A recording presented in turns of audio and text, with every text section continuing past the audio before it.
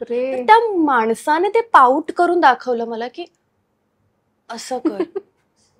आणि मी असं बघितलं की हे असं करायचंय, कारण की मी असेच फोटोज देत होते.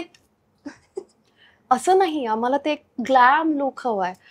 तर आता पाऊट करायचंय. बरं, मी एक आरशात गेले, मी पाऊट करायचा प्रयत्न केला. ओके, मी एक्सप्रेशन्स वगैरे कथ्थक शिकल्या कारणाने ते इझी जातं. पिकअप केलं की अच्छा हे एक्सप्रेशन्स हवे, असे हॉटवाले पाऊटीवाले एक्सप्रेशन्स हवे. गेले. आता कॅमेरा असा आणि मी ओके दिशा रेडी, ओके, आणि असं पाऊट करायला गेले. त्या कॅमेरामॅन आणि त्याच्या मागे माझे आई बाबा. आता त्यांना बघून अजून असं झालं की ह्यांच्यासमोर मला ते हॉट लुक ग्लॅम लुक द्यायचं मी नाही करू शकत. मॉडेल तर अरे बापरे. तर त्यावेळेस ना मॉडेलिंग करते म्हणजे नक्की काय करते लोकांना नाही कळायचं. आपल्याकडे मॅगझिनचं वेळ नाहीये. बरोबर. पण तेव्हा मी मॅगझिन शूट करायचे. पण आपल्या सहसा घरी मॅगझिन, फेमिना मॅगझिन वगैरे नाही. काय नाही, माझं बालपण असं नाही गेलं की आपण मॅगझिन बघतोय. त्या मॅगझिन मध्ये 600-700 रुपये घालतो. तर लोकांना माहीतच नसायचं मी काय काम करते. सो रूमर्स असे असायचे की ही कॉल गर्ल आहे. आता म्हणजे तेव्हा म्हणजे असं काही नव्हतं. तर त्याच्यामुळे फार रूमर्स म्हणजे कॉल गर्ल आहे, हे एवढा पैसा कुठून घेऊन येते, अच्छा यांचं काहीतरी चालू आहे, मग काय आज तर काय दिशाची ब्लू फिल्म पण येणार आहे. एवढं अगं काय काय मी ऐकलंय, एवढं भयंकर ऐकलंय. पण तेव्हा ना मी श्रावणी मी धडे घेतले त्यात. मी यावर पण येईल, मी टू. इतक्या ऍक्ट्रेसेस समोर आल्या. काय झालं मी टूचं श्रावणी? काय झालं? त्यांच्या हितामध्ये कोणी येऊन बोललं तरी नाही. कुठला पुरुष तरी बोलला श्रावणी? कुठला पुरुष तरी बोलला? कोण नाहीच घेणार स्टँड. बिकॉज सगळ्यांची अंडी पिल्ली बाहेर पडतील. तर हे सगळं कशात आलं? तर हे सगळं एक आपला तो पॅटर्न बनलाय मुंबईतला शूटिंगचा. पण कट टू तिथे बघितल्यावर त्या सगळ्या गोष्टी तुम्हाला नाही प्रोव्हाइड केल्या जात. तुम्हाला मेकअप रूम म्हणजे एक बेस असतो, एक हॉल मोठाच्या मोठा दिलेला असतो. त्यात तुम्ही ज्युनियर आर्टिस्ट, त्यात तुम्ही लीड, सगळे तिथेच रेडी होता. तर तो जो एक हेरार्की म्हण किंवा तो जो एक पर्सनल स्पेस म्हण, तो नाही मिळत तिथे. ओके. आणि त्याचा कुठे ना कुठेतरी परिणाम मग आपल्या हेल्थवर पण व्हायला सुरू झाला माझ्या. कारण तिथे बट ऑब्वियस एवढ्या सगळ्या लेडीज मध्ये एकच वॉशरूम. नमस्कार मंडळी, मी श्रावणी विलास लकेश्री तुमचं मराठी मनोरंजन विश्व मध्ये स्वागत करते. मी आता एकदम सुंदर आणि एकदम फिट अँड फाईन मुलीला भेटायला आली आहे. ती म्हणजे दिशा परदेसी. खूप दिवसांनी भेटतेस, कशी आहेस? हो, मी मस्त आहे. तू कशी आहेस? मस्त.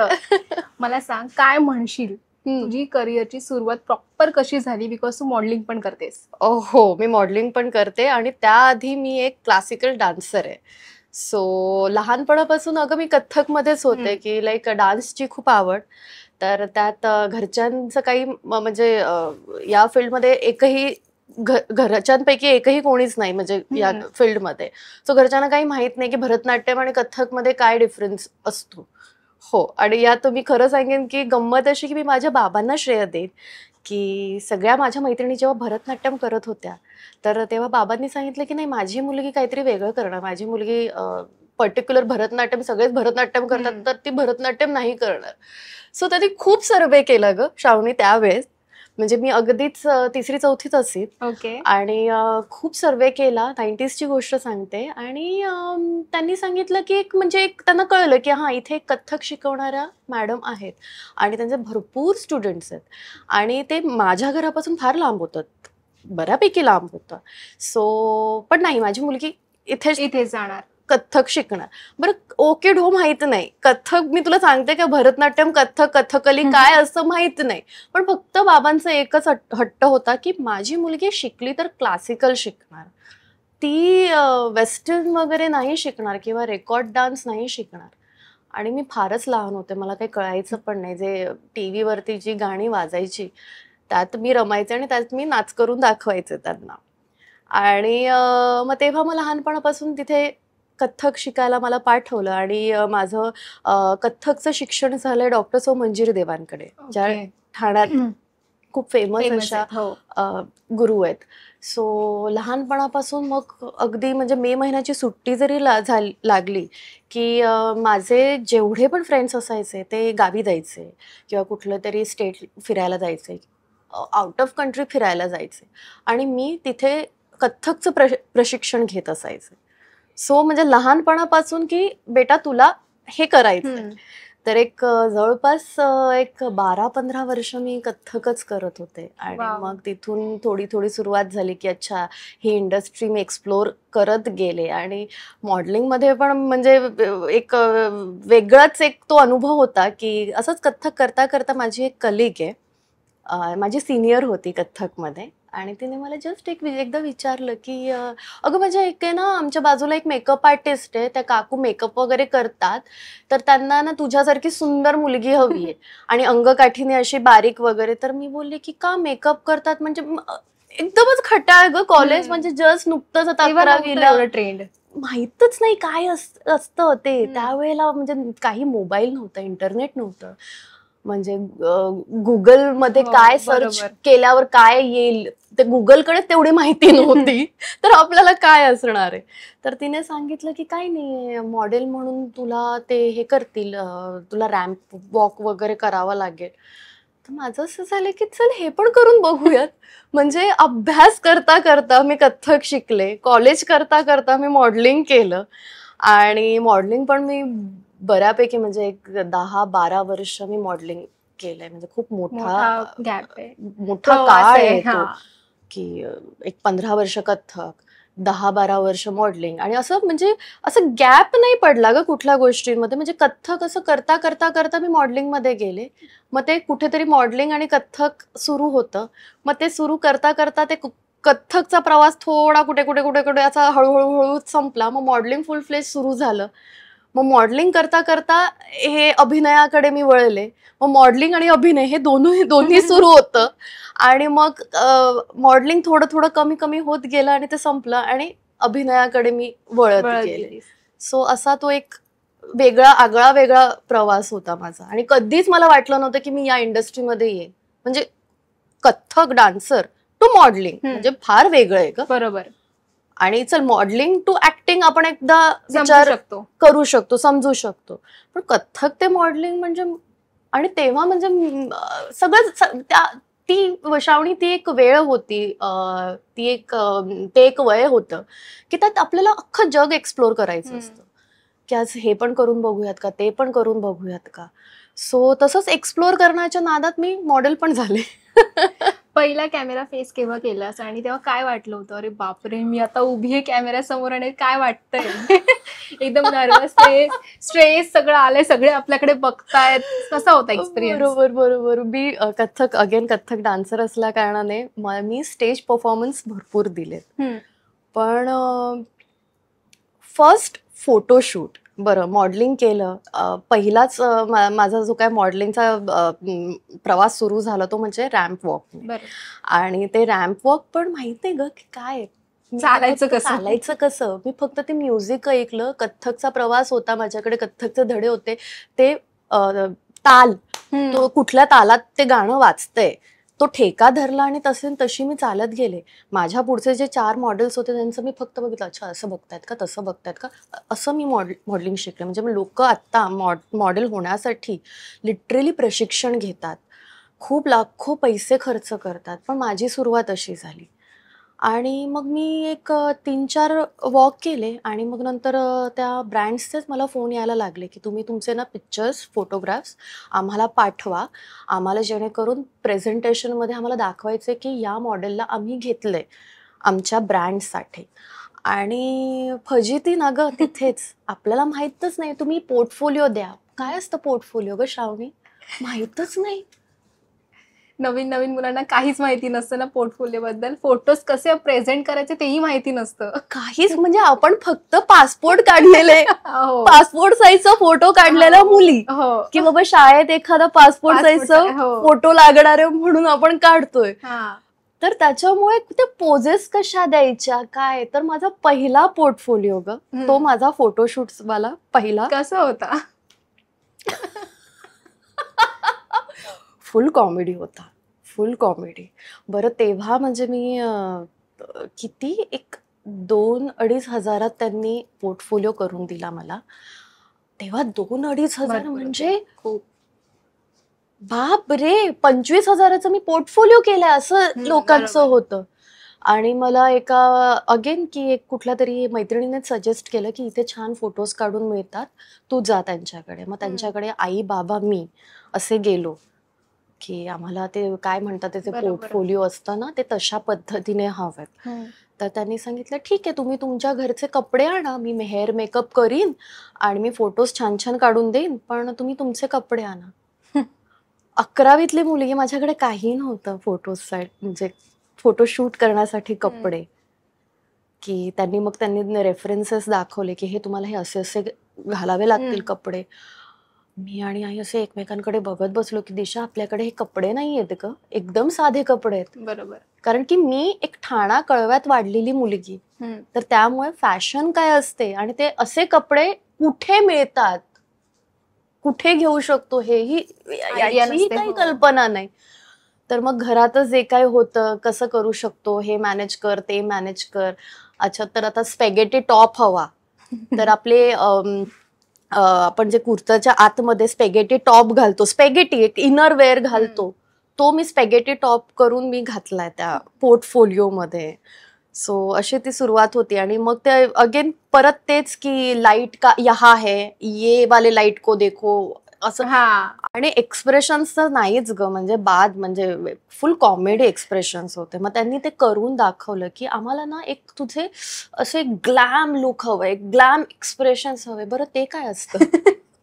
काहीच आयडिया नाहीये, तू ब्लँक आहेस पूर्ण. अगं काहीच आयडिया नाही. तर त्यांनी ते एक लिप्स, पावटे लिप्स तेव्हा त्यांनी फेमस होते करून दाखवलं. नाही तेव्हाही पाऊट नव्हतं ग, त्याच्या आधीची गोष्ट सांगते श्रावणी मी तुला. बापरे. तर त्या माणसाने ते पाऊट करून दाखवलं मला की असं कर. आणि मी असं बघितलं की हे असं करायचंय, कारण की मी असेच फोटोज देत होते. असं नाही, आम्हाला ते ग्लॅम लुक हवाय.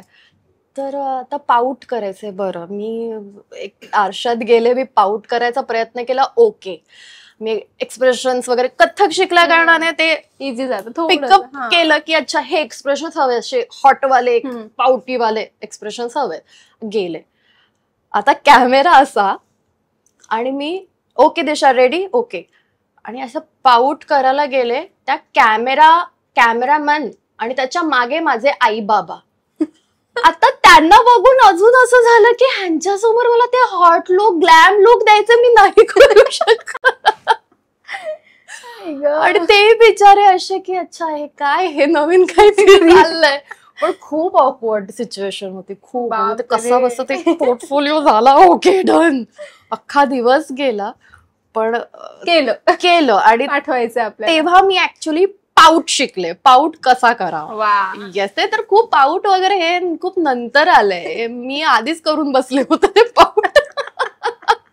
पण ऍक्च्युली तेव्हा पोर्टफोलिओला लागायच्या अशा गोष्टी की समोरचा आपल्याला कसं सिलेक्ट करेल, 10 गोष्टी त्यांना दाखवायला लागायचं. हो, प्रत्येक लुक दाखवावा लागायचा. एक साडी लुक, एक काय म्हणतात अनारकली लुक, वेस्टर्न ड्रेस. मग काही लोक तर तुम्ही शॉर्ट्स मध्ये कसे दिसतात हेही आम्हाला बघायचं. आणि नाही ग, म्हणजे माझं बालपण असं अजिबात गेलं नाही. एक सर्वसाधारण मिडल क्लास फॅमिली की वाढलेली छान साधारण साधी भोळी मुलगी. म्हणजे एक असं ना की जेवढी आपली चादर आहे तेवढेच आपले पाय पसरवायचे, किंवा त्याच्याहून थोडे कमी पाय पसरवायचे, की कारण की तो गॅप राहायला पाहिजे, मेंटेन राहायला पाहिजे. उद्या उठून काही झालंच तर पण एक किंचित पाय पुढे करू. पण ते तसंच की आत्ताची मी दिशा असं म्हटल्यावर मी असं विचार करेन की नाही, मी माझी चादर मोठी करेन. पण माझे आई बाबा तसे नव्हते, कारण की होतच ग, ते टिपिकल मेंटॅलिटी तशी होतीच. तर ते सुरुवात कॉमेडी झाली. मी तरी तुला सांगितलं स्ट्रगल होता, पण कॉमेडी होता. आता मी म्हणजे असं वाईट नाही वाटत ग की काय मी स्ट्रगल केले, कशी मी ट्रेनने फिरले वगैरे.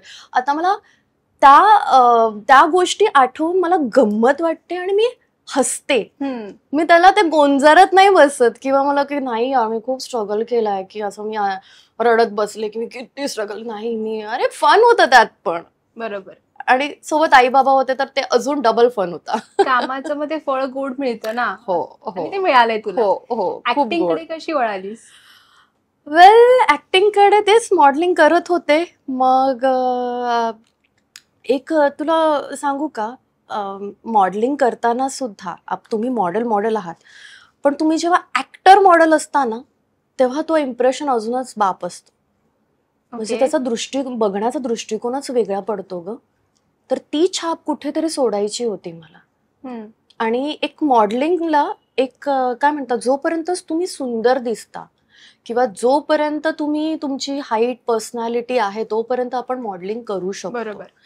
त्यानंतर जसं ऍक्टिंगचं पण आहे, तुम्ही ज्या वयात आहात तिथपर्यंत ठीक आहे, पण त्या वयाच्या वर गेलात तर तुम्हाला डायरेक्ट आईचा रोल, हो, सासूचा रोल असं वहिनी ते वगैरे शिफ्ट होत जातात. शिफ्ट होत जातात.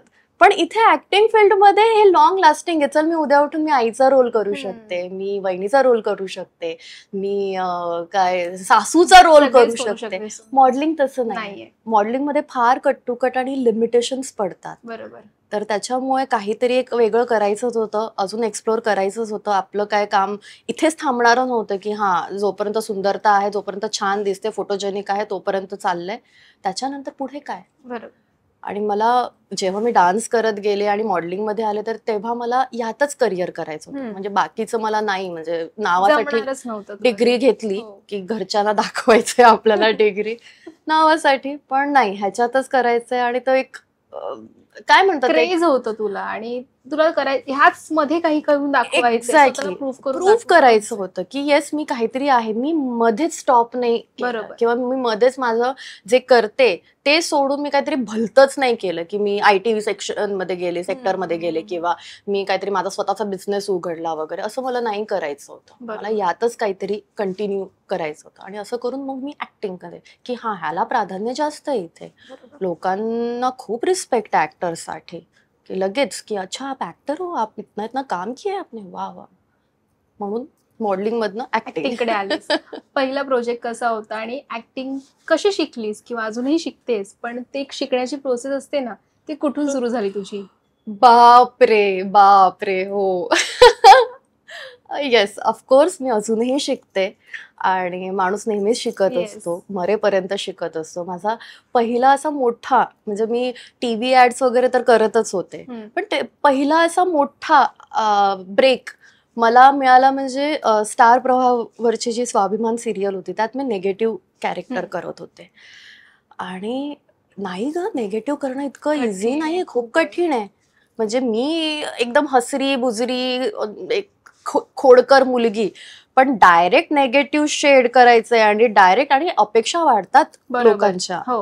नेगेटिव्ह मध्ये अपेक्षा वाढतात. अजून काय करतेस, ते डोळे तुझ्याकडेच आहेत ना सगळे. एक्झॅक्टली. म्हणजे पॉझिटिव्ह साठी तरी खूप कमी स्पेस आहे. आपला पॉझिटिव्ह मी जास्तीत जास्त काय दाखवू शकते की मी बाबा मी खूप छान आहे, मी भोळी आहे, मी दयाळू आहे, मी खूप लोकांना मदत करते वगैरे, ह्या सगळ्या गोष्टी. पण नेगेटिव्ह खूप वास्ट आहे ग, आणि करण्यासारखं खूप आहे ह्यात. बरोबर. जेवढं कठीण आहे तेवढं करण्यासारखं खूप आहे. ते तुमच्यावर आहे की तुम्हाला स्वतःला किती विकृत दाखवायचंय, कुठली लेवल गाठायची, ते तुमच्यावर आहे. जसं आज आपण हिंदीमध्ये बघायला गेलो तर कमोलिका आजही आपल्या लक्षात आहे. तिला आपण पॉझिटिव्ह कॅरेक्टर मध्ये बघू शकतो का? आता नाही कोणी एक्सेप्ट करणार.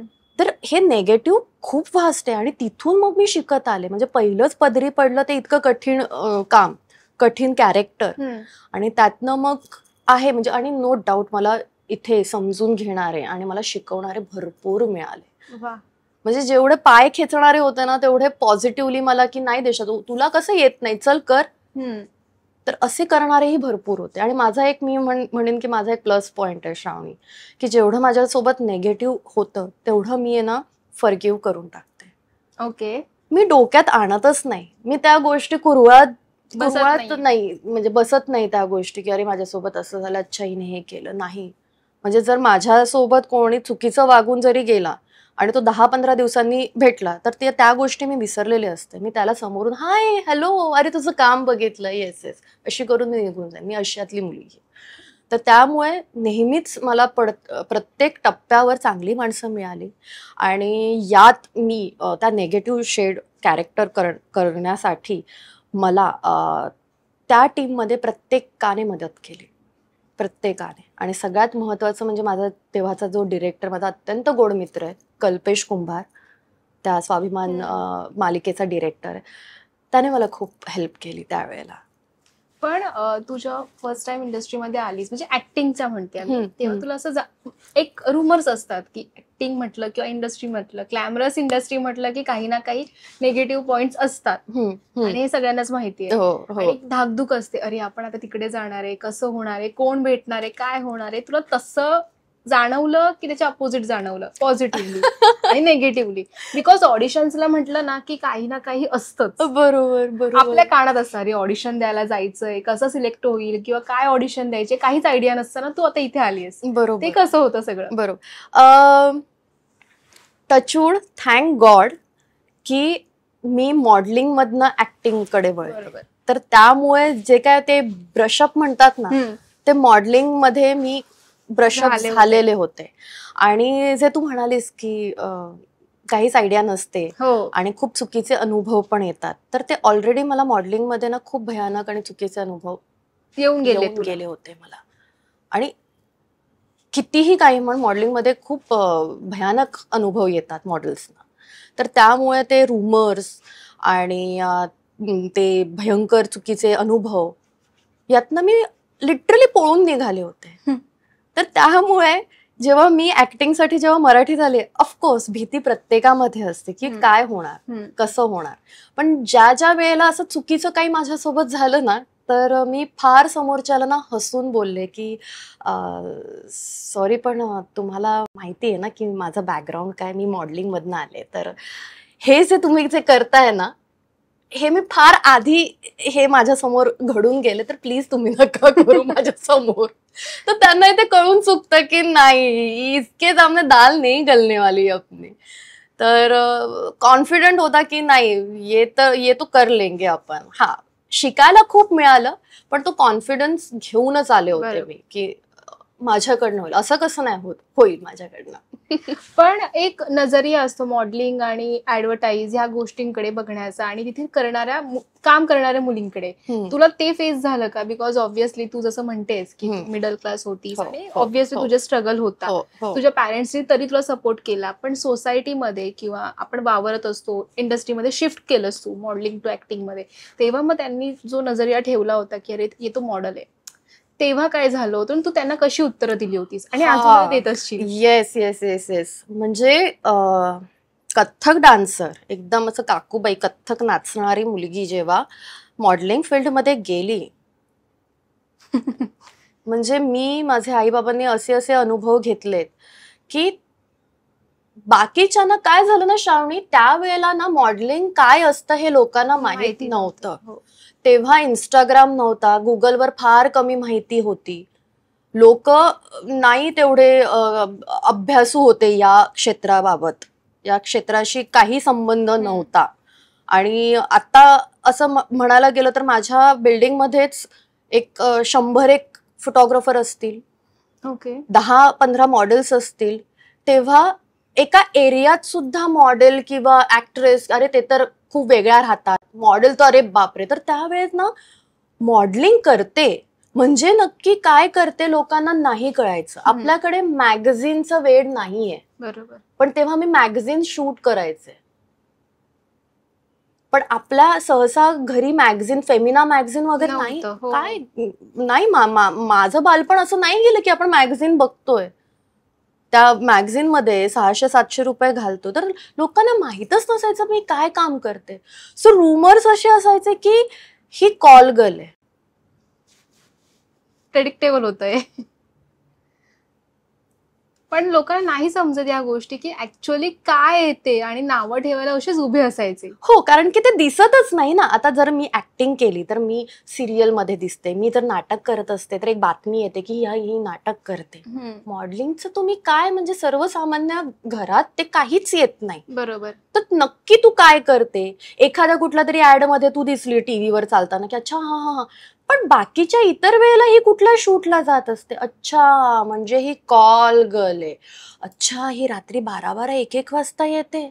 एवढ्या रात्रीची काय करत असते ही? अच्छा, आज नाईट शिफ्ट आहे तिची, रात्री तिचं काम आहे, फोटोशूट होणार आहे. एवढ्या रात्रीची कुठे जाते ही? अच्छा, आज आई बाबा नाही गेले शूटिंगला तिच्यासोबत, ती एकटी गेली. सतत सतत बॅंगरिंग होत होतं. सतत. आणि जेव्हा मी टीन एज मध्ये होते, लोकांना सांगून सांगून किंवा मी थकले ग, माझे आई बाबा पण थकले. पण एक टाइम असा येतो आपल्या आयुष्यात की सगळे गेले तेल लावत, नाही विचार करायचा आहे मला. आणि थँक गॉड, म्हणजे खरंच मी देवाचे खूप आभार मानेन की माझे आई बाबा माझ्यासोबत होते. मी आता तेच म्हणणार होते, बिकॉज एवढं सगळं होऊन सुद्धा, इतके रुमर्स पसरून सुद्धा त्याने तुला या इंडस्ट्रीमध्ये काम करून दिलं. आणि ही खूप मोठी गोष्ट आहे, मोठी बिकॉज गोष्ट, तेव्हा हो. 90s मध्ये अलाउडच नाही करायचे. नाही नाही साधे जीन्स आणि टॉपला पण अलाउड नव्हतं. आणि आता तर हे इझिली झालंय बिकॉज ऑफ इंस्टाग्राम, फेसबुक, सगळ्या गोष्टी आल्यात म्हणून. आल्यात. हो हो, त्यामुळे कळत गेलं ग हम्म. लोकांना की हे एक्झॅक्टली एक्झॅक्टली. काय आणि आहे. आताचे मॉडेल्स क्लिअर दिसतं की काय करतात. नाव टाकलं की येतात येतात फोटोज. आता म्हणजे तेव्हा म्हणजे असं काही नव्हतं, तर त्याच्यामुळे फार रुमर्स, म्हणजे कॉल गर्ल आहे, हे एवढा पैसा कुठून घेऊन येते, अच्छा यांचं काहीतरी चालू आहे, मग काय आज तर काय दिशाची ब्लू फिल्म पण येणार आहे, एवढं अगं काय काय मी ऐकलंय, बापरे. एवढं भयंकर ऐकलंय. पण तेव्हा ना मी धडे घेतले त्यात.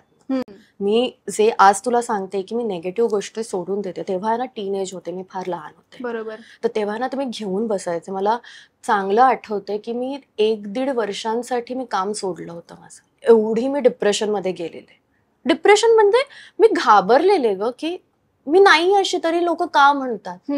देन तू काय केलंस मग? मग अगेन आई बाबांनी स्टार्टिंग पासून समजवायचा प्रयत्न केला. मग एकदा आई बाबांनी परत मला बसवलं शेवटी, की तू लोकांचं ऐकून तू घरात बसणार आहे का? आणि त्यात माझी आता आई आहे ना कशी आहे, मी वयाच्या 3 वर्षांची असल्यापासून ती जॉबला जाते. तर तिने मला तिच्या ऑफिसचे किस्से सांगितले की माझ्याबद्दलही काही काही ऐकू येतं. मी तर काय, मी तुला माहितीये मी साधी आहे, मी गव्हर्नमेंट जॉब करते, पण फक्त हे तुझं फील्ड नाहीये, तर हे प्रत्येक फील्डमध्ये बाईला कुठे ना कुठेतरी फेस करावं लागतं. म्हणून मी पण आता घरी बसायचं का? बसू का घरी? चालेल का तुला? सो तो सपोर्ट तुला मिळाला? तर तो सपोर्ट होता, त्यांनी भरपूर सपोर्ट केला. आणि त्यांनी एकच सांगितलं की बघ दिशा, जो काय डिसिजन घेशील तो तुझा, आणि त्या डिसिजन मध्ये आम्ही आहोत तुझ्यासोबत. आणि काय माहित नाही, त्यांना ना खूप माझ्यावर विश्वास होता की मी चुकीचं काही करणार नाही. एक विचारू तुला, म्हणजे आता सगळे तुझा प्रवास झाला, बट निगेटिव्ह इम्पॅक्ट येतो तेव्हा तू उभं राहतेस. हो. आणि देन दिशा कशी आहे ह्याचे रुमर्स पण पसरतात.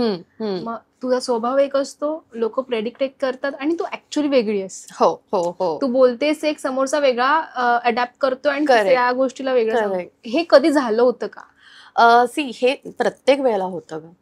आणि this is very basic human tendency, की मी तुला जर मी बोलले की श्रावणी जरा पाणी आणशील का ग माझ्यासाठी, मी फार अगदी तुला फ्रेंडली मी बोलले की माझ्यासाठी पाणी आणशील का. श्रावणीने काय विचार केला की 1 मिनिट, मी तुझ्या घरी आले, तू मला का पाणी द्यायला सांगते तुझ्याच घरी. तो तिचा प्रश्न आहे. मी माझ्या साईडने तर मी बोलून मोकळे झाले ग फ्रेंडली की श्रावणी, कारण की मी तिला फार जवळचं समजते. पण तिने काहीतरी वेगळं घेतलं, मग तिने सांगताना काहीतरी तिसऱ्याला सांगितलं. ह्या गोष्टी सतत होतात, आणि त्या फक्त माझ्यासोबत नाही, त्या प्रत्येक बाईसोबत, प्रत्येक पुरुषासोबत ह्या गोष्टी होतातच होतात. तर अशा अनेक गोष्टी आहेत की मी काहीतरी करायला एक जाते, समोरच्याला दिसतं वेगळं, आणि मग रुमर्स त्याचे काहीतरी, आणि मग शेवटी जेव्हा कानावर येतं ना ते इतकं डिस्टर्बिंग आणि इतकं हॉरिबल असतं की बरं, अच्छा. पण ऍक्च्युअली जर सांगायला गेलं की तुलाच इंट्रोड्यूस करायचं असेल की दिशा काय आहे, तर काय करशील इंट्रोड्यूस? दिशाचा स्वभाव कसा आहे? Very helpful, very very helpful. म्हणजे माझ्या समोर कोण, माझा दुश्मन जरी आला, माझा भयंकर करोडोचं नुकसान करून गेलेला माणूस जरी माझ्यासमोर रडत आला, रडत पण नाही की जस्ट की मला मदत हवी आहे तुझी, सॉरी वगैरे ते पण जाऊ दे, पण मला मदत हवी आहे, मी ते सगळ्या गोष्टी विसरीन आणि मी त्याला मदत करीन. Maybe I am fool but मी अशीच आहे. यासाठी माझे आई बाबा, यासाठी माझी फॅमिली पण, म्हणजे आधी आई बाबा ओरडतात, फॅमिली कौतुक करते की कसं ग ते बाळ, कसं आहे ते वगैरे. फ्रेंड्स पण कधी कधी चापटे मारतात की अरे तुला आठवतंय या माणसांमुळे खूप तुला त्रास झालाय. पण मी फॉरगिव्ह करण्यात मी खूप बिलीव्ह करते ग. आणि मे बी म्हणून मी आज खुश आहे माझ्या आयुष्यात. ओके. आणि मी सस्टेन्ड आहे, मला जे करायचंय. I am a single child. बरोबर. मी एकटी घरात राहते, मी माझं स्वतःचं म्हणजे इंडिपेंडेंट वुमन आहे. बरोबर. मला खरंच कोणाची गरज नाही. And I am happy. Touch wood आहे. Touch wood, I am really very happy. तर तेच एक खूप आयुष्याचा खूप चांगला मंत्र आहे की फॉरगिव्ह, ओके. Leave it. इतका सगळा प्रवास झाला. पर डेज वरती येते मी, बिकॉज मला हा विचारायचा आहे प्रश्न. ओके. काय म्हणायचं, एक विरुद्ध दिशा असतात आणि नंतर म्हणतात की अच्छा तुझा फेस असा आहे तर मी तुला हा पर डे देतो, तुझे प्रोजेक्ट इतके झालेत तर मी तुला हा पर डे देतो, किंवा मेल आणि फिमेलचे पर डे पण वेगळे असतात. हो हो हो. सो ते Right. कसं आहे किंवा तू काय फेस केलं त्यामध्ये? सी श्रावणी, मी पुन्हा एकदा सांगेन की हे फक्त ना आपल्या इंडस्ट्रीत नाही, सगळीकडेच आहे. हे सगळीकडेच आहे. सो एक पहिली गोष्ट तर हे सगळीकडे प्रत्येक सेक्टर प्रत्येक सेक्शन मध्ये आहे. दुसरी गोष्ट इम्पॉर्टंट आहे की तुम्ही किती काम केलंय, तुम्ही किती एक्सपर्ट आहात या कामात. तर ते आपल्याला सुद्धा कळतं की जर मी खूप काम केलेलं असेल किंवा मी खूप काम केलेलं असेल आणि माझ्या अपोजिट जो मेल आहे त्याने माझ्याहून डबल काम केलेलं असेल, तर मी बोलेन की नाही बॉस करेक्ट आहे की तुम्ही त्याला पर डे जास्त द्या, मला कमी द्या. ओके. तर ते कुठे ना कुठेतरी ना आपल्या मुलींना, स्पेशली फिमेल्सना ह्याची जाणीव असते. माणसांना ह्याची जाणीव असते, पुरुषांना ह्याची जाणीव असते, त्याबद्दल मी काही बोलू नाही शकत. असते नसते आय डोंट नो, त्या बाबतीत मी काही बोलू नाही शकत. पण ते कुठे ना कुठेतरी आपल्याला गिल्ट येतो की नाही तो आहे, म्हणजे त्या ताकदीचा आहे किंवा तो तेवढं डिझर्व करतो. पण जर उलट होत असेल ना, तर श्रावणी मी तरी असं म्हणेन की आपली ही संस्कृतीच आहे, आपल्याला हे आधीपासूनच शिकवत गेलेलं आहे. आपला एकतर देश पुरुष प्रधान, वर्ल्ड मधले खूप कमी देश आहेत की जे स्त्री प्रधान आहेत. सो त्यामुळे फक्त महाराष्ट्र किंवा भारत तर नाही, अख्खं जग तसं आहे. जगात हेच आहे की माणूस म्हणजे जो घरातला पुरुष आहे तो करता धरता आहे, तो सगळं सांभाळणार. मग बायको त्याच्या वरचढ का नाही हो, कमवू शकते किंवा व्हॉट एव्हर. पण ते कुठे ना कुठेतरी ते प्रेशराईज करून आपल्याला दाबलेलं आहे. तर ते एक मेंटली आपण काय म्हणतो, एका चौकटीत प्रत्येक फिमेल, म्हणजे माझी आई म्हण, आजी म्हण, पणजी म्हण, इनफॅक्ट जी काय पिढी पुढे पण येणार आहे, तर त्या चौकटीत आपल्याला कळत असतं की जो आपला अपोजिट आहे, मग तो माझा नवरा असो किंवा माझा कलिग असो, तो कुठे ना कुठेतरी 19-20 आहे पण तरीही त्याला वर केलं जात आहे, हे आपल्याला कळत असतं. पण आपली ती सायकोलॉजिकली आपल्याला इतकं चांगलं ट्रेन केलेलं असतं ना श्रावणी नेहमी, की ठीक आहे आपण एक्सेप्ट करतो. तर ते कुठे ना कुठेतरी त्यात माती आपली पण आहे.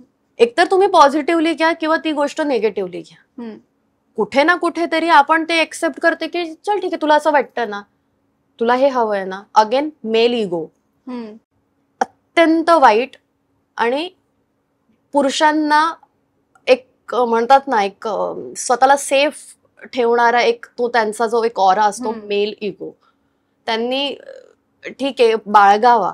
पण जेव्हा फिमेल इगो येईल ना तेव्हा तुम्ही कुठेच नसाल. पण तोच एक प्रॉब्लेम होतो की मेल इगो दाखवू शकतो, फिमेल नाही दाखवू शकतो. बरोबर. म्हणून ते आपण हसत हसत तो जो घास असतो तो पोटात घेऊन घेतो की चल ठीक आहे, होतं तू कर ले, मेरा भी दिन आएगा. आता जे जसं एक्झाम्पल द्यायला गेलो तर दीपिका पदुकोण आज नंबर 1 आहे ती, आणि ते तिने प्रूव्ह केलंय. तिला प्रूव्ह करायची गरज नाहीये. पण आज तिने थोडी डिमांड्स केले.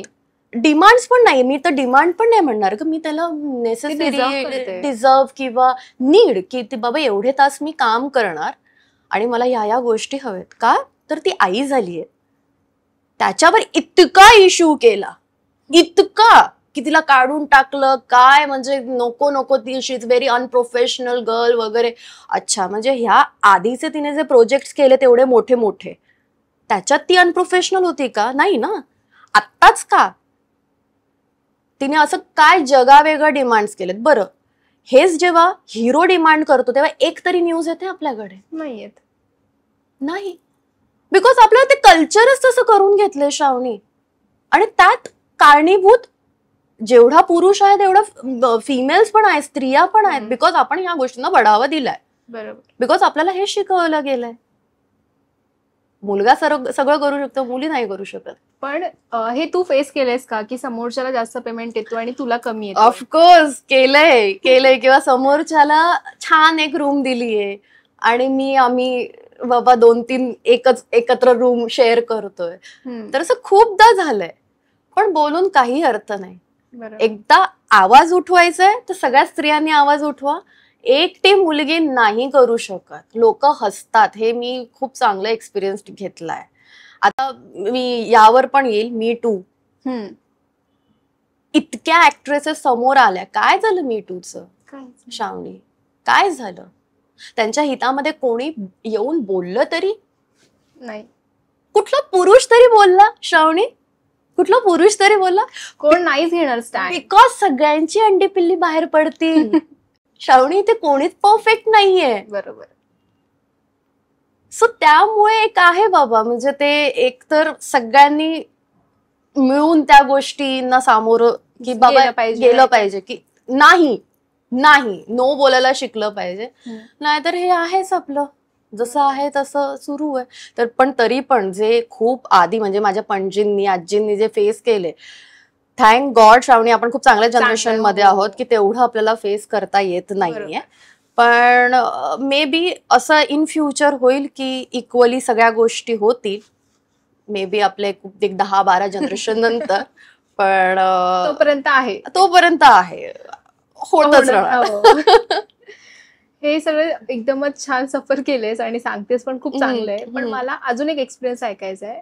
मुंबईमध्ये शूट होणं वेगळं आणि आउट ऑफ मुंबई शूट होणं वेगळं असतं. तिथलं ह्युमिडिटी म्हण, तिथलं एन्व्हायरमेंट म्हण, सगळ्याच गोष्टी वेगळ्या असतात. राईट. सो हे तू छान एक्सपिरियन्स केलंय. बिकॉज अख्खी लाखात एक आमचा दादामध्ये तू खूप सुंदर काम केलं होतं. लोकांनी तुला प्रेम दिलं, खूप कमी कालावधीमध्ये एक्सेप्ट केलं मी म्हणेन. आणि तुझ्या या कॅरेक्टरला खूप जास्तच प्रेम मिळालं. आणि आता तू ती सिरियल सोडली, देन खूप रुमर्स आले. पण मला तो ऍक्च्युअली एक्सपिरियन्स ऐकायचा आहे की मुंबईतलं शूट कसं असतं आणि साताऱ्याचं शूट कसं असतं. ओके. खूप वेगळं असतं. एक्सपिरियन्स माझा खूप वेगळा होता. कारण की आत्तापर्यंत मॉडेलिंगचं म्हणा, सिरियलचं म्हणा, जे काय फिल्मचं म्हणा, जे काही शूट केलं मी, फार प्रोफेशनल एन्व्हायरमेंटमध्ये मी शूट केलं. ओके. पण जेव्हा आपण आउटडोर शूट करतो, अख्खं सगळं तिथेच आपलं सेटल आपण होतो, तर तेव्हा ना ते कल्चर, त्या गोष्टी, तो निसर्ग एक्सेप्ट करायला ना खूप आपली तारंबळ उडते.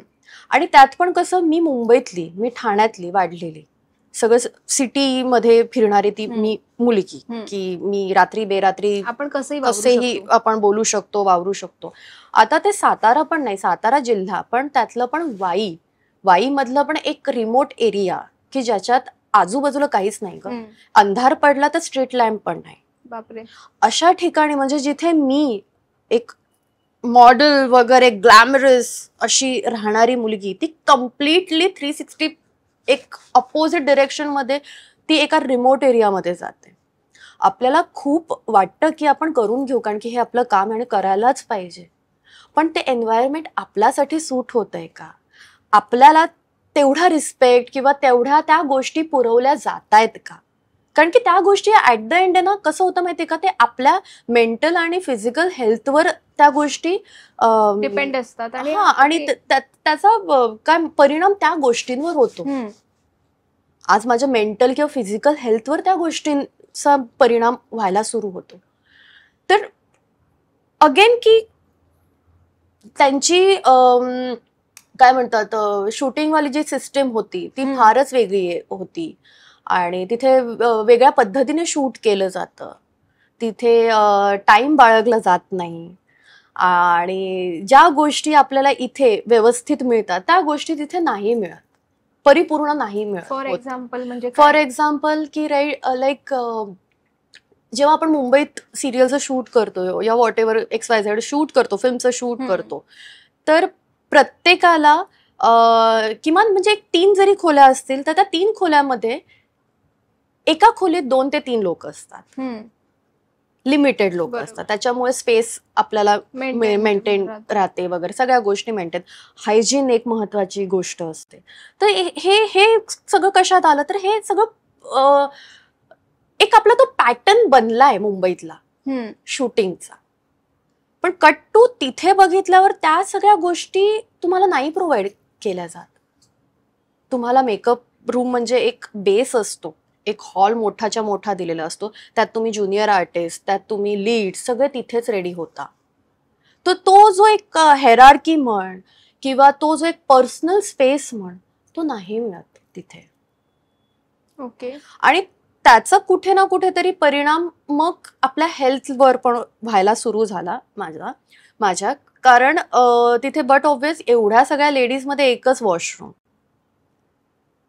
ओके. आणि हायजीन म्हणजे किती हायजीन मेंटेन करून किती करणार तुम्ही मेंटेन.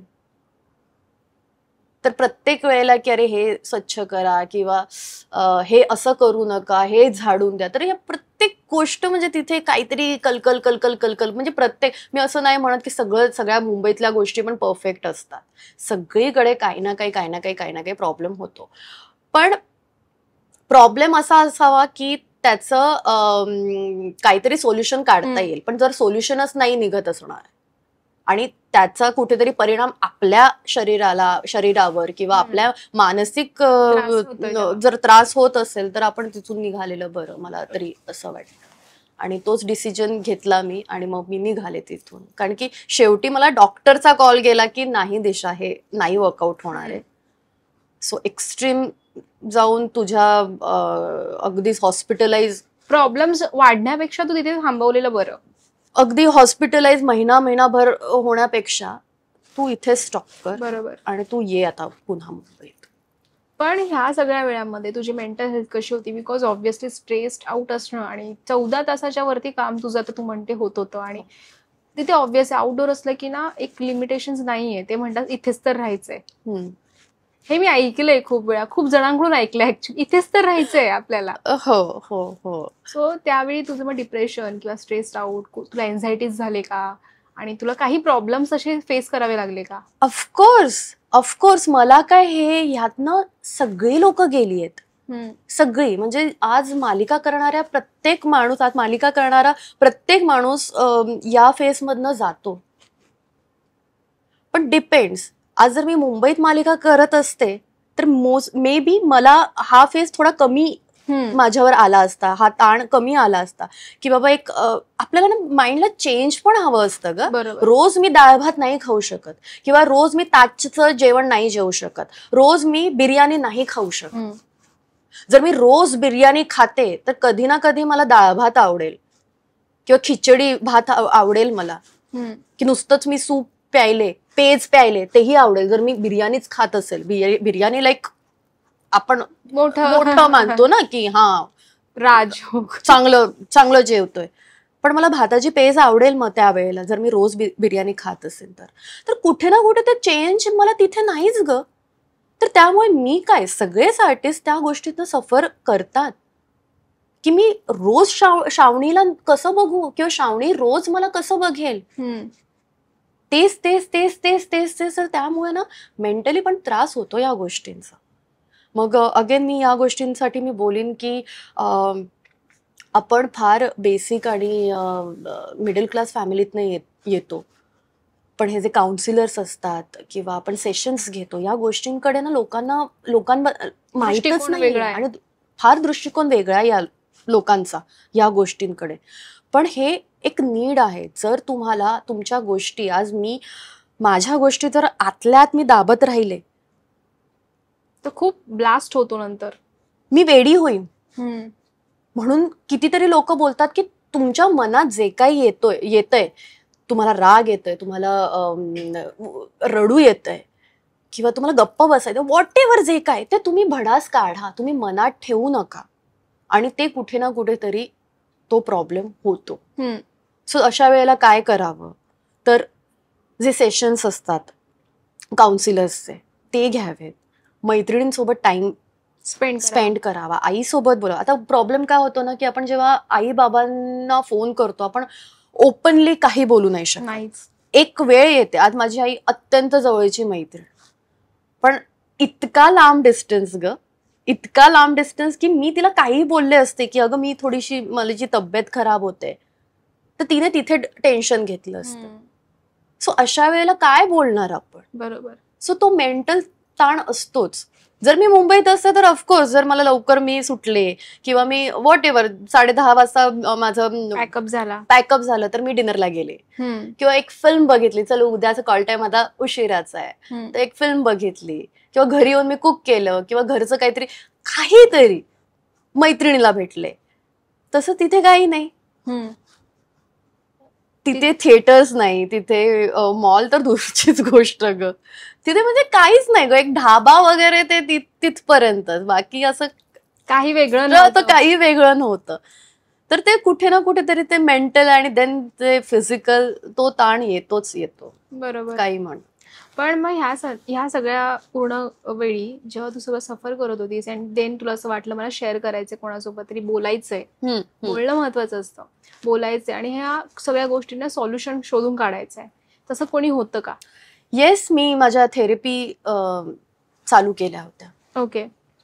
यात काही चुकीचं नाहीये. खूप लोकांना असं वाटेल की ओ माय गॉड थेरपिस्ट आहे हिची आणि हे लोक थेरपी घेतात. प्रत्येक ऍक्टर घेतो थेरपी आणि जे नाही घेत त्यांना घ्यायलाच पाहिजे थेरपी, मला असं वाटतं. ओके. आणि खूप चुकीचा समज आहे की नाही मला काही नाही झालंय, मी एकदम फर्स्ट क्लास आहे वगैरे. नाही, असं काही नाही. हे जे असे बोलतात ना तेच मला असं वाटतं की ते कुठे ना कुठेतरी त्यांनी असं स्वतःला कंट्रोल करून ठेवलेलं आहे. नाही, तुम्ही राहा ना, म्हणजे यात काही म्हणजे तुम्ही फार वावगं नाहीये आणि मुळात वेडे झालायत आणि तुम्हाला मेंटल हॉस्पिटलमध्येच टाकणार आहेत असं नाहीये. तुम्ही घ्या थेरपी, खूप हलकं फील होतं. तुम्ही मेडिटेशन करा. बरं, मेडिटेशन करण्यासाठी सुद्धा वेळ नसतो. बरोबर. एक ते फार ते कट टू कट आमची लाईफ चालू होते. 7 तासाची झोप म्हणजे 7 तासाची झोप म्हणजे खूप श्रावणी, खूप. त्यात 7 तासाची झोप मधनं 6 तास झोपायचं आणि 1 तास मेडिटेशन करायचं. मी म्हणेन की मी झोपेन. बरोबर. झोपच महत्वाची असते. झोप खूप महत्वाची आहे. दुसऱ्या दिवशी डार्क सर्कल्स घेऊन कशी उभी राहणार आहे. आणि मी ब्लँक होईन. डार्क सर्कल तर सोडते, तर मी मेकअपने हटवीन. ब्लँक झाल्यावर काय, बॉडीमध्ये ताकदच नसेल तर काय, काहीच उभीच काहीच नाही. पण ह्या वेळेला तुझ्याबद्दल तुलाच ऐकू आलेले रुमर्स कुठले होते जे तुला फनी वाटतात आता, असं विचार? मला त्याच वेळेला ऐकू आलेले रुमर्स की हिची खूप नाटकं आहेत, हिचे खूप डिमांड्स आहेत. आणि आमच्या त्या शो मध्ये माझे जे डॅडी दाखवले ते गिरीश ओक दाखवलेत. He is a very senior actor. So हिचे तर गिरीश ओकांहून पण जास्त डिमांड्स आहेत. मग तू काय बोलशील आता त्यांना? मी हसले. पहिली गोष्ट, गिरीश ओक ते कुठे, मी कुठे. दुसरी गोष्ट की बरं, गिरीश ओकांना कुठला तरी एकदम एक वेगळ्या सेटवरती घेऊन गेलेत की आपल्याला इथे काहीतरी कुठेतरी कानाकोपऱ्यात शूट करायचंय आणि जर त्यांना बाथरूमला जायचं असेल तर ते निसर्गाच्या सानिध्यात जाऊन उभे राहून करू शकतात. मी करू नाही. मग आता करा ना कम्पेअर. सिंपल आहे. कम्पॅरिझन होतं. सिंपल आहे. गिरीश ओकांहून पण हिचे जास्त डिमांड्स आहेत. म्हणजे वा वा वा, म्हणजे तेव्हा फार मला गंमत वाटलेली. मी या गोष्टींचा जास्त स्ट्रेस नाही घे. पण आता जर तुला काही बोलायचं असेल तर काय बोलशील? मी तेच म्हणेन की ते जाऊ शकतात, मी जाऊ शकते का, की मी पण करू त्यांच्यासारखं? हालाकी असं काही नाही, म्हणजे त्यांना सांगितलं नाही सांगितलंय मला माहित नाही, पण जेव्हा माझ्या हे कानावर आलं तर तेव्हा तर माझं असंच होतं. की प्रोडक्शन आपल्याला काही विचारतं, कधी कधी काहीही विचारतं की तू हे करशील का, तू आज ते करशील का. तर माझं एकच असतं की सिनियर ऍक्टरला तुम्ही हे विचारू शकता का, तर काय म्हणून मी करायला पाहिजे. तर हे रुमर मी ऐकलं होतं. आता ते रुमर आहे बघ, कुठलंही रुमर असतं ते कुठेतरी 1% तरी कुठेतरी काहीतरी ठिणगी पडलेली असते. जसं मी तुला मी सांगितलं की मॉडेलिंग क्षेत्रात जेव्हा मी होते तर तेव्हा रुमर्स काय होते की लेट येते, अच्छा ही काय काय कुछ तो दाल में काला आहे, हे तसंच आहे की जर मी काहीतरी विचारते की अरे जरा मला फॅन मिळेल का, अच्छा आता तर हिला तर फॅन हवाय, अरे मी एसी नाही मागितला, मी फॅन मागितलाय, फक्त टेबल फॅन मागितलाय. तर ते मग ते वाढवून चाढून त्या गोष्टी सांगतात आणि त्यामुळे तुला पण खूप त्रास होतो. खूप त्रास होतो. पण माझा एक मंत्र आहे, लिव्ह इट, फॉरगिव्ह, सोड ना. हे तू सोड किती वेळा केलं असशील? अरे रोज मी करते. मी खरं सांगू ना श्रावणी, मी रोज करते, नाहीतर मी जगूच शकत नाही. ओके. मी एक तर पहिली गोष्ट मी कोणाच्या अद्दात मद्दात नसते. दुसरी गोष्ट आय एम व्हेरी हेल्पफुल. तू जर मला सांगशील ऑफलाईन की मला ही मदत कर, मी इतकी मदत करून देईन. इनफॅक्ट माझं सगळ्यात काय म्हणतात एक पीसफुल गोष्ट म्हणजे मला प्राण्यांना मदत करायला खूप आवडते. की म्हणजे प्राण्यांना काहीतरी खाऊ घातलं किंवा कुठल्या NGOजना मी मदत केली किंवा असं. दरवेळेला जेव्हा कधी मी काही काम केलं आणि त्याचं मानधन जेव्हा येतं तर 10% मी स्पेशली प्राण्यांसाठी बाजूला काढून ठेवते. का तर मी त्यांच्यासाठी काहीतरी करेन किंवा कुठल्या NGOला मदत करेन. त्याचा मी कधीच शो ऑफ किंवा कधीच ऍडव्हर्टाईज केले नाही. सो तर अशी आहे मी. ओके. की मी कधीच की मला बघा मी असं केलं नाही. ते जे बघायचे ते मी तुम्हाला दाखवते, मी काम करते. पण ह्या सगळ्या गोष्टी आहेत, हे माझं म्हणजे हॅपीनेस आहे. स्वतःचा पर्सनल स्पेस आहे, जपून ठेवायचं. येस, मला त्याला नजर लावायची नाही आणि मला ते पर्सनलीच त्या गोष्टी ठेवलेल्या मला आवडतात. ह्या सगळ्या पूर्ण दरम्यान म्हणजे प्रोसेसमध्येच म्हणेन मी, तुझ्या जवळचे फ्रेंड्स कोण होते आणि त्यांना तू आता थँक्यू म्हणू शकतेस की थँक्यू त्यावेळी तुम्ही माझ्यासाठी स्टँड घेतला किंवा माझ्या अजूनही सोबत आहात, असे कोण आहेत? आई बाबा. खरंच आई बाबा. मी फार घाबरत होते की बिचारे ते फार टेन्शन घेतील. आणि एक बोलतात ना की अगं एवढा मोठा प्रोजेक्ट, मी त्यासाठी भरपूर मॅनिफेस्ट केलेलं. मी खूप मेहनत घेतलेली, मॅनिफेस्ट केलं होतं की नाही मी पण एका मोठ्या चॅनलचा एक फेस बनेन. पण जेव्हा माझ्यासोबत असं व्हायला लागलं, माझी हेल्थ फार बिघडायला लागली, तर आई प्रत्येक वेळेला बोलायची की दिशा काय झालंय ग, तू एकतर खूप एनर्जी नसते तुझ्यामध्ये आणि खूप बारीक दिसायला लागली, काय होतंय. तर मी तिला काही सांगितलं नाही. मग नंतर मी तिला सांगितलं. एक असं पण असतं की अरे यार दिशा, तुला एवढं मोठं मिळालंय काम, तर तू का नाही करत आहेस, तू प्लीज कर, कंटिन्यू कर किंवा स्वतःला तसं ट्रेन कर. असं असतं ना, बोलणारे असतात की. पण नाही, आई बाबांनी सांगितलं तुला नाही होत आहे, जमत आहे आणि तुला खरंच वाटतंय, तू डिसिजन घेतलाय, तर प्लीज तू त्याच्यावर ठाम राहा. मग लोक काहीही बोलो, कारण की ऑफकोर्स खूप लोक काहीतरी बोलणारच. झीचा फेस होतीस किंवा तुला ते मिळालं होतं, राईट, आणि कमी चान्सेस मिळतात लोकांना एवढं अचीव करण्यासाठी आणि कमी कालावधीमध्ये तुझा फेस एक्सेप्ट केला. येस. त्यामुळे आई बाबा त्यांना जर तुला काय सांगायचं असेल तर काय सांगशील? काय नाही, मला एवढं सांगायचंय, मस्त राहा. जे राहतायत ते खूप हॅपनिंग कपल आहे. म्हणजे एक दुसऱ्याशी भांडतात, मग 2 दिवस बोलत नाही, मग परत तिसऱ्या दिवशी येतात. सर असेच राहा, हॅपनिंग राहा. आणि आता तर म्हणजे काय म्हणतात, जेवढा सपोर्ट केलाय तेवढाच सपोर्ट मला आताही करतायत आणि असंच करत राहा. पण खुश राहा. म्हणजे मला नेहमी त्यांनी हे शिकवलंय की आनंदी राहायचं आणि एन्जॉय करायचं, आणि मलाही असं वाटतं की त्यांनी एन्जॉय करायला पाहिजे. येस.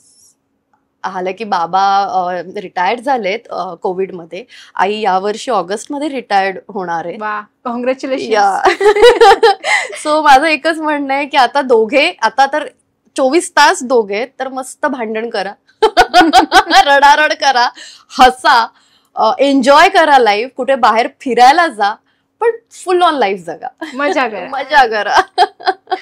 जर आता तुझ्याकडे प्रोजेक्ट आला आणि तुला असं सांगितलं की तू चूज कर, कॅरेक्टर तू चूज कर, आर्टिस्ट तू चूज कर, सगळं तू चूज कर, तर कॅरेक्टर आणि आर्टिस्ट काय चूज करशील आणि कोण असेल? I think me character choose करीन सुपरवुमन. वाव. मराठीत हे झालेलं नाहीये, एक युनिक कॉन्सेप्ट, आणि मुलगीही करू शकते. बरं, मुलांचं मे बी सुपरवुमन्स मराठीत फार कमी येऊन गेलेत, पण आलेत. मुलींचं अजून आय डोंट थिंक. अशावणी आहे का काही सुपरवुमन टाईप काही आपल्याकडे? फिमेल डॉमिनेट आलेत मराठीमध्ये, इन मराठी नाही. आय गेस पण हिंदीमध्ये, हिंदीमध्ये आहे. हिंदीमध्ये आहे ते, जसं तृप्ती धिमरीचं जे होतं त्या फिल्मचं बुलबुल.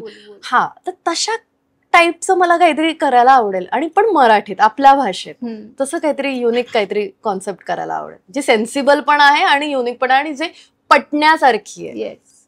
तर तसं काहीतरी छान करायला आवडेल. येस. सो मला खरंच गप्पावरून खूप छान वाटलं, पण मला अजून थोडंसं असं विचारायचंय की समज जर कुठल्या मुलींना आणि याला असं ह्या इंडस्ट्रीमध्ये यायला आवडेल आणि त्या ट्राय करतायत, त्यांना असं झालंय की आम्ही जाऊ नको जाऊ, मॉडेलिंग मध्ये पण म्हणते जाऊ नको जाऊ, काय करावं लागतं त्यासाठी? बिकॉज काहीच आयडिया नसते. बरोबर. एजन्सी असतं ते लुटायला बसलेले असतात की तुम्ही द्या 1.5 लाख रुपये, आम्ही तुम्हाला घेऊन जातो, तुम्हाला रॅम्प वॉक करू, तुम्हाला मोठे प्रोजेक्ट आणून देऊ, लाखो रुपये तुम्ही कमवाल. हे सगळं त्यांना ब्रेन वॉशिंग केलं जातं. इव्हन ऍक्टिंग मध्ये असे अंधेरी, वर्सोवा साईडला इतके ऑडिशन्सचे जे म्हणतात छोटे छोटे ऑफिसेस आहेत, ते लोक बोलवतात फोन करून. मी असं ऐकलंय बरंच जण, माझ्या फ्रेंड सोबत झालेलं की मला फोन आलाय, तिने फक्त काहीही न पाठवता इन्स्टावरती तिला डीएम आलाय की तू चूज झालीस. का चूज झालीस तू, कुठे झालीस, काहीच आयडिया नाहीये, तू ये आज आणि आपण बसून मीटिंग करू आणि नंतर आपण पुढचं ठरवू. ते खूप फेक असं म्हणतात ना वातावरण सुरू आहे. तू त्या मुलींना काय सांगशील की कसं अनसेफ होऊ न देणं, सेफ राहा, तुम्हाला तुमचं सिक्स सेन्स वापरा की नको जाऊस तिकडे. राईट. पैसे देऊ नकोस. राईट. श्रावणी, याबद्दल ना मी अजून एक तुला सांगेन की मी एक लास्ट प्रोजेक्ट करत होते आणि असं जस्ट बोलता बोलता विषय निघाला की पासपोर्ट बद्दल आणि मग विजा बद्दल वगैरे. तर जस्ट समोरच्यांना असं कळलं की माझ्याकडे, मी जेव्हा जेव्हा बाहेर गेले तर माझ्याकडे नेहमी बिझनेस विजाच असतो. मी स्वतः खर्च करून ट्रॅव्हल विजा मी कधीच केला नाही, तर मी बिझनेससाठी म्हणजे कामं करण्यासाठीच मी फिरले. तर त्यांनी मला विचारलं की असं म्हणजे ऍक्टिंगमध्ये मी आत्ताच आले का, 3-4 वर्ष झाले, असं काय केलंयस तू की तुला बिझनेस विजा मिळाला ह्याच्यासाठी? तर मी बोलले की मी त्याआधी मॉडेलिंग करत होते आणि मॉडेलिंगमुळे मला जग फिरायला मिळालं आणि मी बिझनेस विजाने फिरले. त्यांनी मला जज केलं. त्यांनी मला हे सांगितलं की दिशा, एवढं काय डेस्परेशन की तू पैसे देऊन तू तुझं मॉडेलिंग वर्क करत होती? मी बोलले की काय म्हणजे? तर आत्ता स्कॅम असे चाललेत की की श्रावणी, तुला मी युरोपला घेऊन जाते, तू मला 1.5 लाख रुपये दे, ते 1.5 लाखामध्ये मी तुझा विजा, तुझा जे काय तिथे राहण्याची सोय, फ्लाईट्स वगैरे, हे हॅमटाऊन सगळ्या गोष्टी ज्या काय आहेत त्या मी सगळं ते 1.5 लाखात मी करीन. प्लस मी तुझं तिथे जाऊन एक फोटोशूट किंवा रॅम्प शो ऑर्गनाईज करून दे, जेणेकरून तू एक इंटरनॅशनल मॉडेलचा तुझ्यावरती स्टॅम्प लागेल. आणि हा स्कॅम, आता ह्याला स्कॅम म्हणावा की ही बिझनेस स्ट्रॅटेजी म्हणावी मला माहित नाही, पण या गोष्टींच्या मी खरंच अपोज मध्ये आहे की अशी कुठलीही गोष्ट, मग ती ऍक्टिंगची असो, मॉडेलिंगची असो, या व्हॉट एव्हर कुठलीही गोष्ट तुमच्याकडनं पैसे घेऊन केली जात नाही. उलट तुम्ही जे केलंय ना त्याचा मोबदला दिला जातो. बरोबर. तर मी त्यांना सांगितलं की 1 मिनिट, मी त्या कॅटेगरी मधली मॉडेल नाहीये. मी तिथे गेले, मी तिथे इंटरनॅशनली काम केले आणि भरपूर त्याचे पैसे घेऊन आलेत, मला त्याचे पैसे मिळालेत. स्वतःच्या हिमतीवर आणि कमाईवर तू गेलीस आणि तिकडून तुला मिळालंय, तिथून मी मिळालंय. तर मी तो गिव्ह अँड टेक वाला तो जॉब केलेला आहे की तिथे गेले, मी शूट केलंय, मी आले, मला बँकेत ते पैसे मिळाले. मी कधीच असं नाही केलंय की हा माझ्याकडनं ते पैसे घ्या आणि मला ते फिरवा. हे नाहीये, हे असं कुठेच नाहीये, हे कुठेच नाहीये. पण ऍक्च्युली ना आता फसतात ग. फसतात. अगं पुणे नाशिक वरून बिचारा मुली इथे मुंबईत येतात. बघितलंय मी, हो मुंबईत हो येतात हो आणि लिटरली समोरचा त्यांना असा गुंडाळतो की बोलतो की नाही नाही तुझ्यासाठी आलंय, आणि मोठी नावं घेणार हा. हो हो हो हो अशी नावं आता मी घेऊ पण नाही शकत, अशी हो. मोठी नावं अगं घेणार. यातनं श्रावणी मी गेले, जेव्हा मी स्ट्रगल करत होते, जेव्हा मी लहान होते. आणि हा ना प्रॉब्लेम आहे ना की हा फायदा आहे ना जेव्हा आपण टीनेज मध्ये असतो ना तेव्हाच लोक उचलायचा प्रयत्न करतात. बरोबर. जेव्हा आपण मोठे मोठे होतो, 20s मध्ये जातो, 30s मध्ये जातो, 50s मध्ये जातो, 40s मध्ये जातो, तर तेव्हा हा रेशो कमी होतो. आणि ते तुमचं ना प्रॉपर बघतात की तुम्ही किती वेड्या येड्या तर नाही आहात, खोया तर नाही आहात, की तुम्ही कसं बोलता, काय बोलता, तुम्हाला किती ज्ञान आहे या गोष्टींबद्दल आणि तुमचं बॅकग्राऊंड काय. हा नक्कीच मी अगदीच जळगाव धुळ्यावरनं आली असेल तर बरोबर ते लोक मला गुंडाळायचा प्रयत्न करतील की नाही तुम्हाला असं नाही करावं लागणार, ते तसं नाही करावं लागणार. तर यासाठी मी नेहमी, माझ्याकडे खूप डीएम्स येतात, खूप मुली विचारायला येतात की आम्हाला सुद्धा या इंडस्ट्रीमध्ये यायचंय.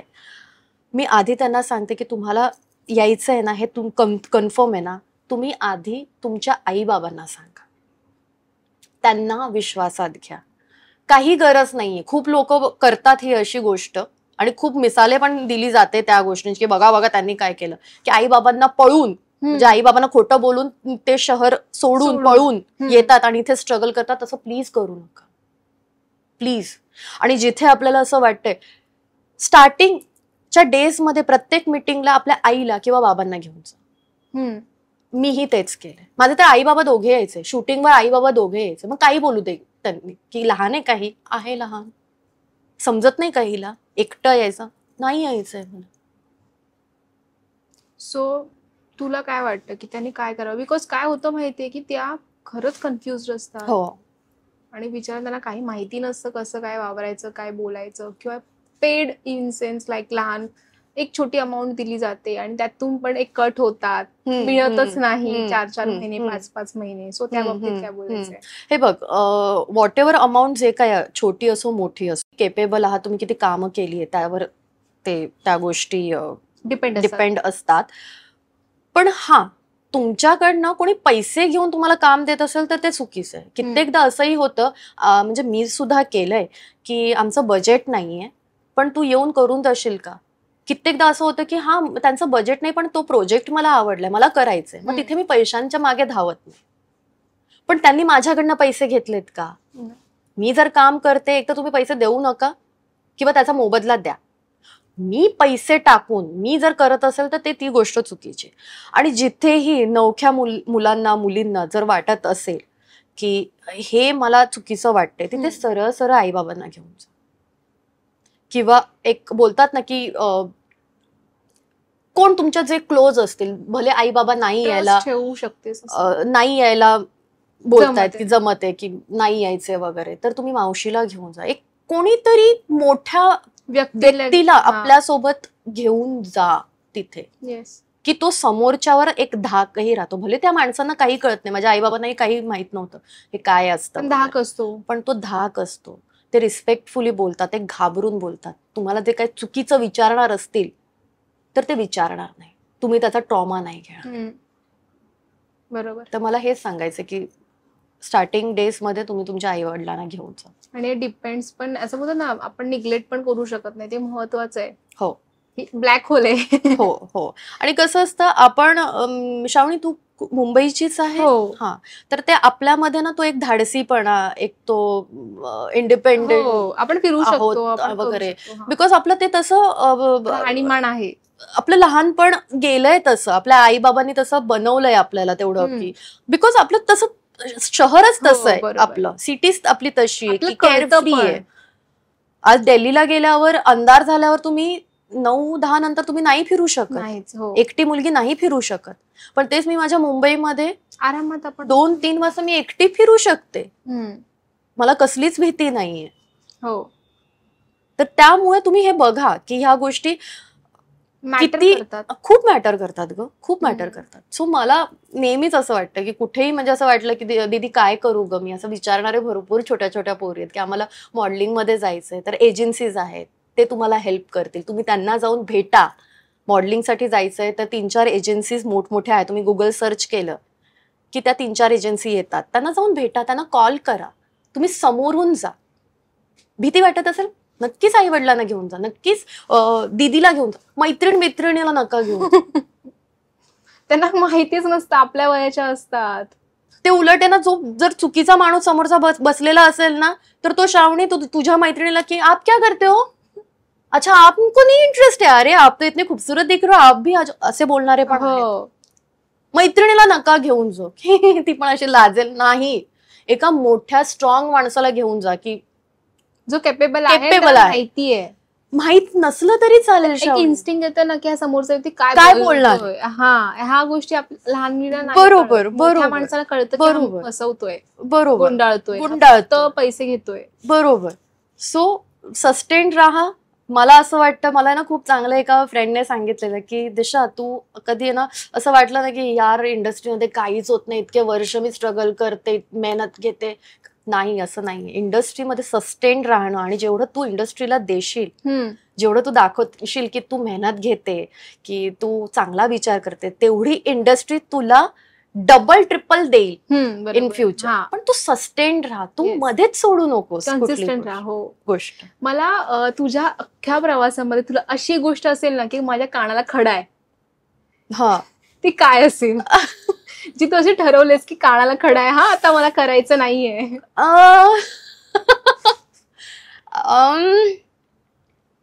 कानाला खडा इंडस्ट्रीमध्ये, हा इतकी का असते? मी सध्या मी ठरवलंय आत्ता हल्ली, विदाउट मॅनेजर मी कुठलंच काम करणार नाहीये. कुठलं म्हणजे कुठलंच नाही करणार आहे. येस, यात पण एक गंमत आहे. काय असं माहितीये का, आपण डील करून टाकतो विदाउट मीडिएटर, आणि मग नंतर आपण तर आपलं काम करत असतो चोख, मग ह्या गोष्टींकडे पण लक्ष द्यायचं असतं, तर ते नाही होत. मग ते ग्रँटेड धरायला सुरुवात होते, किंवा मी तरी ग्रँटेड धरेन, ते लोक तरी ग्रँटेड धरतील, मग त्याच्यात आपलं मिसकम्युनिकेशन, मिसअंडरस्टँडिंग होतं. सो नको बाबा, नको, मी मीडिएटर ठेवील, मी मॅनेजर सोबत. भेटला मॅनेजर फायनली तुला? फायनली मला खूप चांगला मॅनेजर भेटला. आणि जरी तुझं 1 दिवसाचं जरी काम असेल ना, तरी माझं असं आहे की नाही, सॉरी, मी मॅनेजर, बिकॉज मी पेमेंटच्या बाबतीतही श्रावणी आजही मी अक्कल शून्य आहे. मला कोणी विचारत असेल ना की मानधन, मी नाही बोलू शकत, कारण की एकतर मी एक्स्ट्रीम काहीतरी बोलून टाकते श्रावणी, की समोरचा व्यक्ती, हा आम्ही जरा सांगतो, नंतर कधी कॉलच येत नाही, कुठल्याच प्रोजेक्टना कॉल येत नाही मग नंतर, किंवा इतकं कमी सांगते की तिसऱ्या दिवशी कुठल्या मॅनेजरशी की अरे यार मला तुझं नाव पण मी ती डील लॉक करून टाकली. किती सांगितलंय दिशा तू मानधन? हा हे एवढे सांगितलं. दिशा तुला असं वाटतंय एवढे कमी?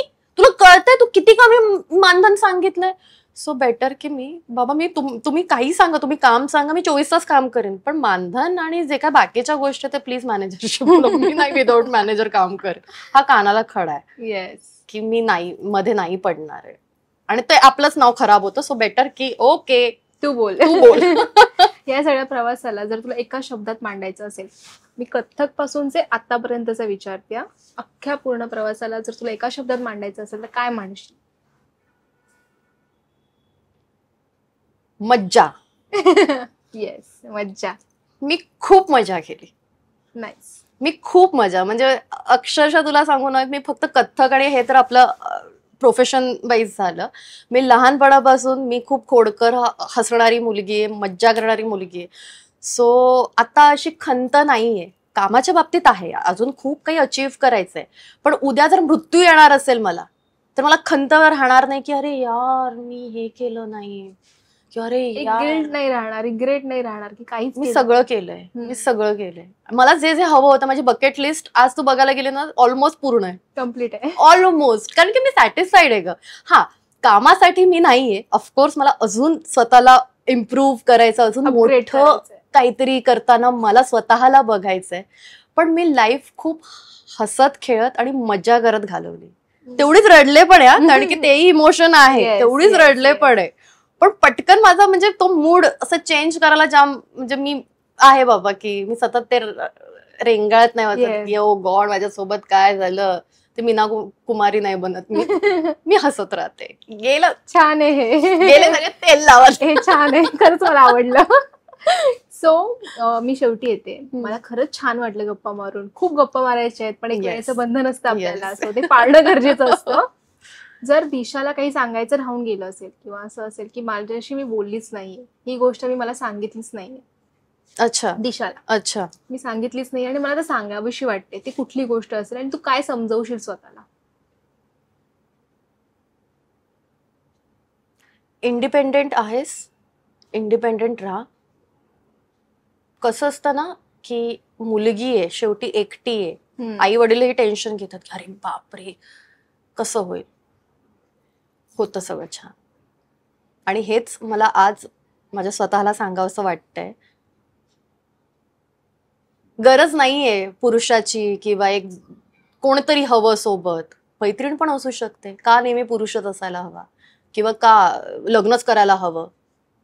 इंडिपेंडेंट आहेस ना, कशाला मग काय म्हणजे तो कॉन्सेप्ट जो आहे तो माझ्या थोडा वेगळा आहे. सो जशी आहेस तशीच राहा आणि कोणाला घाबरू नको, कॉन्फिडेंट राहा आणि बस बाकी तो सगळं स्वामी आहेत, छान करतीलच. बस. येस. Thank you so much. खूप छान वाटलं. प्रेक्षकांना काही सांगायचं असेल जे तुझ्यावरती खूप प्रेम करतात आणि आता तुझ्या नवीन प्रोजेक्टची वाट बघतायत, त्यांना काय सांगशील? येस, मी येते खूप लवकरच मोठ्या पडद्यावर दिसणार आहे मी तुम्हाला. तुम्ही खूप प्रेम दिलं, खूप माझं कौतुक केलं. तेवढी माझी जेव्हा मी आजारी पडले तेव्हा माझी खूप काळजीही घेतली. अशीच काळजी, असंच प्रेम देत राहा शेवटपर्यंत आणि मला माहिती आहे की तुम्ही माझ्या नेहमीच सोबत आहात. थँक्यू. Yes, thank you.